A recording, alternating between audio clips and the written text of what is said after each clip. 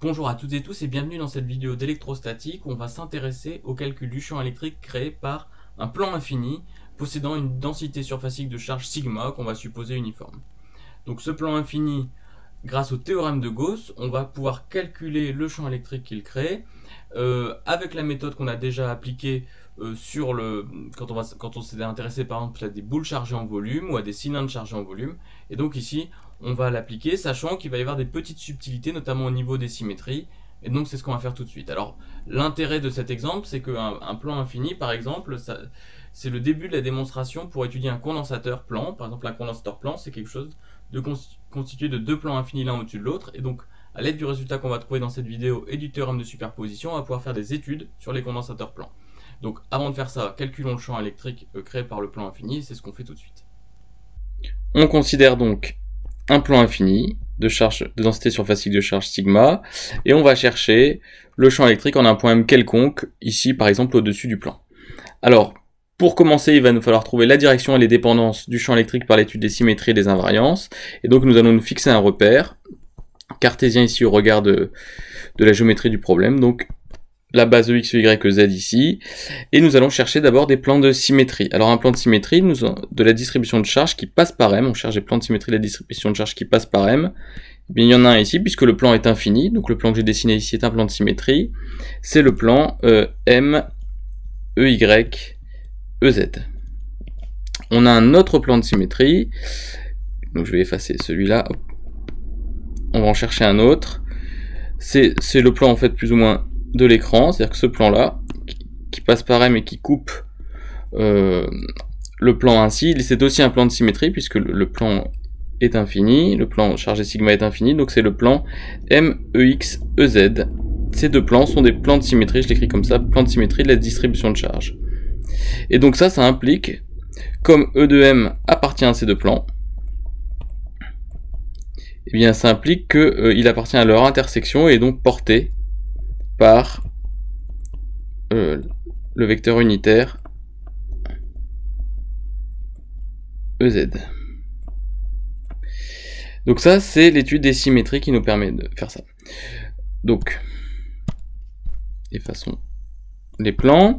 Et maintenant, intéressons-nous aux invariants, c'est-à-dire, finalement, notre point M, a priori, peut être représenté par trois coordonnées, peut être positionné par trois coordonnées cartésiennes de l'espace, x, y, z, mais on s'aperçoit que si le point M se déplace, par exemple, dans la direction x, eh bien en fait, il voit toujours le même plan infini chargé sigma, puisqu'il y a invariance de la distribution de charge par translation suivant Ex, et c'est la même chose pour tout déplacement du point M, suivant le vecteur EY, donc c'est-à-dire si on fait varier, ici on fait varier X, ici on fait varier Y, et dans les deux cas, eh bien en fait le point M voit toujours la même distribution de charge, puisque le plan infini, le plan en chargé sigma est infini. Donc ça on va le rédiger de cette manière-là. On peut enlever la dépendance en X et en Y, car il y a invariance de la distribution de charge par, alors ce sont toujours des mouvements qu'il faut indiquer ici, donc translation suivant EX et EY. Donc ça veut dire qu'imaginez que vous vous asseyez sur le point M, vous fermez les yeux, vous faites varier X, donc le point M s'est déplacé, vous rouvrez les yeux, mais en fait vous n'êtes pas capable de voir que vous vous êtes déplacé, puisque le plan étant infini, vous voyez toujours le même plan en face de vous. Et donc ça nous permet de conclure que E de M est égal à E de Z porté par EZ. Donc ça c'est la première conclusion de l'étude du champ électrique au niveau du point M, c'est qu'il est porté par le vecteur EZ et qu'il dépend de Z. Normalement on s'arrête ici pour les symétries et les invariances dans la plupart des cas, c'est-à-dire qu'on a cherché des plans de symétrie qui passaient par M, ça c'est vraiment important puisque ça nous permettait de trouver la direction du champ E. Mais ici, on va s'intéresser dans le cas particulier de cette démonstration à un point supplémentaire. C'est-à-dire qu'on va considérer un point M', qui est le symétrique de M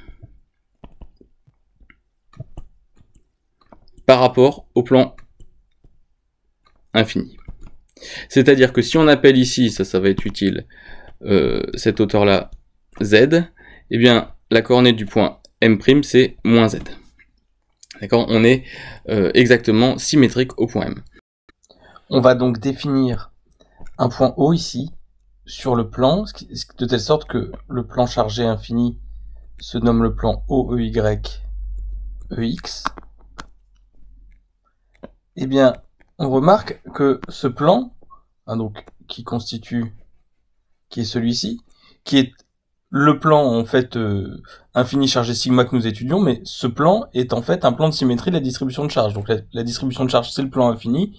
Donc le plan OXEY est un plan de symétrie de cette distribution de charge, donc ça va être un plan de symétrie pour E, et c'est ce qu'on va écrire tout de suite. Et donc, de plus, donc ça c'est un argument supplémentaire de symétrie ici, de plus, O, EX, EY, et plan de symétrie du système, et plan de symétrie de la distribution de charge. Donc la distribution de charge, c'est le plan infini. D'après le principe de Curie, ça veut dire que ce plan est donc un plan de symétrie de E. On rappelle, la distribution de charge, c'est la cause de E, donc si on a un plan de symétrie de la distribution de charge, eh bien, il est aussi plan de symétrie de E. Donc je rappelle qu'on a donc le plan chargé plus sigma ici. On vient de montrer qu'au niveau du point M, le champ était porté par EZ. Donc c'est ce que j'ai écrit comme ça, et ça c'est une conséquence directe de ce qu'on a écrit ici. Et bien par symétrie, au niveau de M', on a forcément le champ E en M', qui est de cette forme-là, qui est donc opposé à E de M. Donc ça, c'est une conséquence du fait que ce plan-là est un plan de symétrie. On en déduit donc que, ainsi, E de M' égale moins E de M, si M' symétrique de M par rapport au plan infini chargé.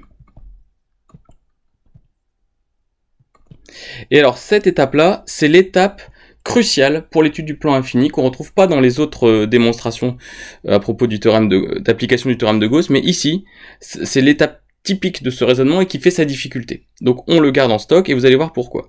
En fait, on va tout de suite voir pourquoi, c'est quand on va devoir appliquer le théorème de Gauss.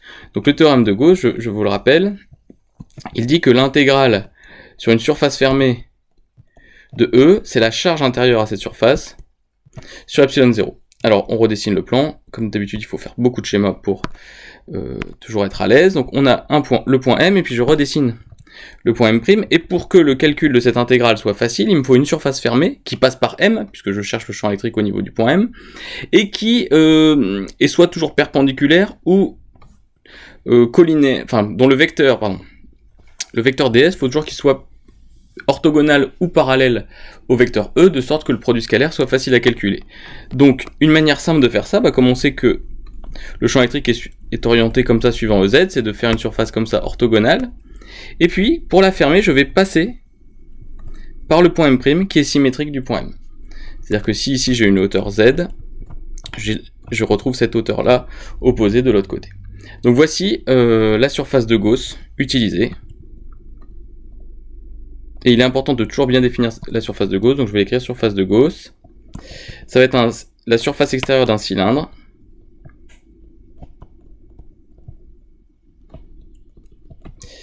De section S, donc je vais appeler S la section ici de ce cylindre, et de hauteur 2Z.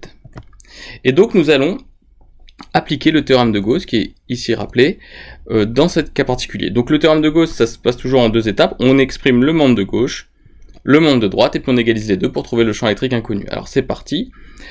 Le flux de E sur la surface de Gauss. Donc on va intégrer sur la surface de Gauss. En fait, la surface de Gauss, elle se découpe en trois, c'est-à-dire qu'il y a la surface supérieure, la surface inférieure, et la surface ici latérale, que je repère ici avec un vecteur élémentaire delta S latéral. Ici, je vais appeler cette surface-là la surface du bas, un vecteur élémentaire de la surface du bas, et ici un vecteur élémentaire représentant la surface élémentaire, surface du haut. Donc je peux décomposer ma surface de Gauss comme une surface en haut, avec le champ électrique E en M, plus le champ électrique, le flux du champ électrique sur la surface latérale, plus le flux du champ électrique sur la surface du bas. Alors pour l'instant, je ne vais même pas mettre le E en M, on va juste discuter après pourquoi je fais ça. Alors déjà, on remarque quelque chose, c'est que E, on sait, d'après ce qu'on a vu au niveau des symétries, il est toujours parallèle au vecteur EZ. Or, le vecteur de surface élémentaire de surface latérale, il est toujours orthogonal à EZ. et bien ça fait que le produit scalaire entre les deux est nul, et que donc cette intégrale-là est nulle. Au niveau de la surface du haut, le champ E va être uniforme, puisque Z est constante sur cette surface, et E ne dépend que de Z. Donc je peux dire que c'est le champ au niveau du point M, puisque le champ électrique va être uniforme. De la même manière, ici la valeur de Z est la même sur toute la surface du bas, or la seule dépendance du champ électrique c'est la valeur de Z, donc je peux dire que ce champ est uniforme et vaut E en M'. De plus, E en M', nous avons vu que c'était moins E en M, ça c'est tout l'intérêt de la symétrie supplémentaire que nous avons faite, et le delta S du bas, eh bien en fait on se rend compte que c'est l'exact opposé du delta S du haut, puisque c'est juste la direction de la surface, enfin la direction de l'orientation du vecteur surface qui change, puisqu'il est toujours vers l'extérieur, donc ici delta S haut est vers le haut, delta S bas est vers le bas, et donc on peut dire que les deux sont opposés, ce qui fait que, en fait, l'intégrale sur la surface du bas de E de M' fois delta S du bas, eh bien c'est égal à l'intégrale de moins E de M fois delta S, enfin moins delta S bas, et ça va redonner l'intégrale de E de M, pardon, excusez-moi, delta S bas c'est moins delta S haut, delta S haut, et ça, et bien en fait on vient de démontrer que ce terme-là est égal à ce terme-là. Autrement dit, le flux de E sur la surface de Gauss, c'est 2 fois le flux de E sur la surface du haut.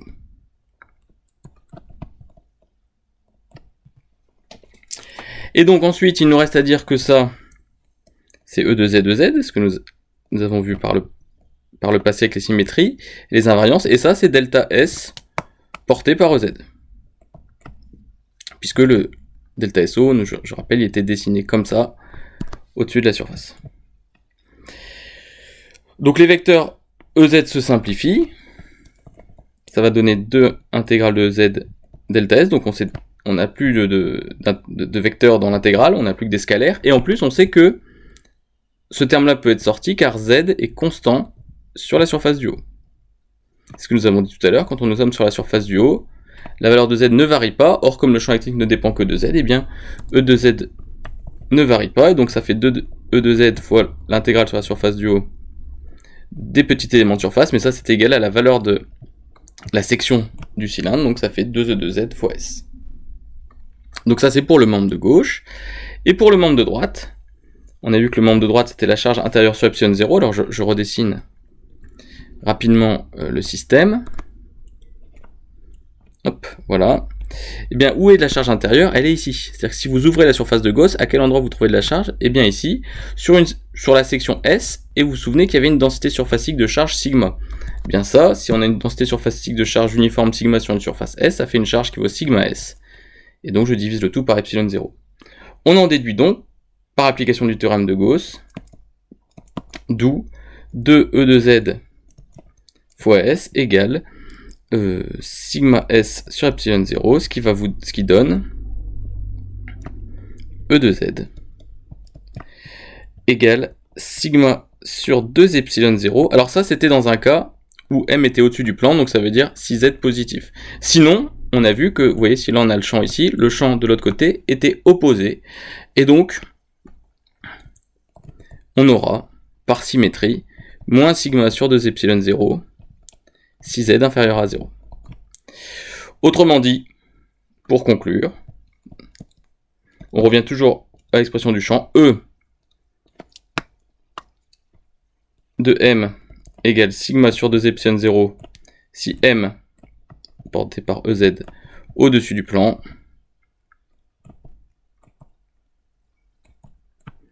et moins sigma sur 2 epsilon 0 EZ si M en dessous. Ce qui peut s'écrire encore, E de M égale signe de Z, donc plus ou moins selon le signe de Z, sigma sur 2 epsilon 0 EZ. Donc, ce résultat, on peut l'encadrer, parce que c'est un résultat important, c'est le résultat de la démonstration.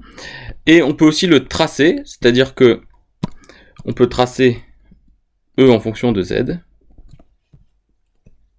et s'apercevoir qu'il passe de moins sigma sur 2 epsilon 0 à sigma sur 2 epsilon 0, et qu'on a une discontinuité, donc ici, du champ électrique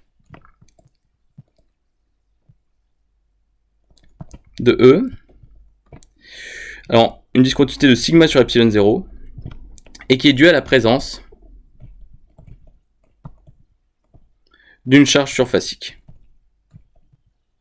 d'une densité surfacique de charge, sigma, et ça c'est quelque chose qu'on reverra notamment dans les relations de passage du champ électrique d'un milieu à l'autre. Quand il y a une densité surfacique de charge, c'est associé à une discontinuité du champ électrique. Donc ça, je n'insiste pas plus dessus, et donc de point de vue graphique, on en déduit que le champ électrique est ici uniforme au-dessus du champ, puisque ce terme-là ne dépend pas de Z, et uniforme aussi en dessous du champ électrique, du plan, pardon, avec un champ électrique orienté vers le bas.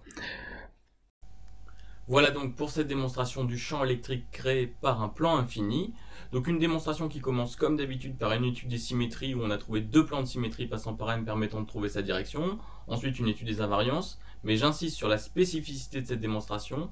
On a présenté un plan de symétrie supplémentaire qui ne passait pas par M, qui était le plan du plan infini justement, qui était un plan de symétrie pour la distribution de charge, et ce qui nous a permis, en prenant deux points M de part et d'autre de ce plan, de montrer que E de M était opposé à E de M', et ça c'était nécessaire pour calculer le flux du champ électrique sur une surface fermée pour appliquer le théorème de Gauss. Donc c'est souvent le point de difficulté de cette démonstration-là qui est le moins bien réussi, donc il faut vraiment faire attention à ça. Et donc au final, on trouve un champ électrique qui possède une particularité, c'est qu'il est discontinu, ce qui n'était pas le cas par exemple quand on travaillait avec une boule chargée en volume ou un cylindre chargé en volume. En fait, quand on travaille avec des densités volumiques de charge, on n'a pas de discontinuité du champ électrique. En revanche, quand on va commencer à travailler avec quand on va commencer à travailler avec des densités surfaciques de charge, c'est là qu'on va apparaître des discontinuités, et quand on étudiera les relations de passage du champ électrique, on verra bien que la discontinuité de E est liée aux densités surfaciques de charge, donc c'est ce qu'on a commencé à montrer sur un exemple.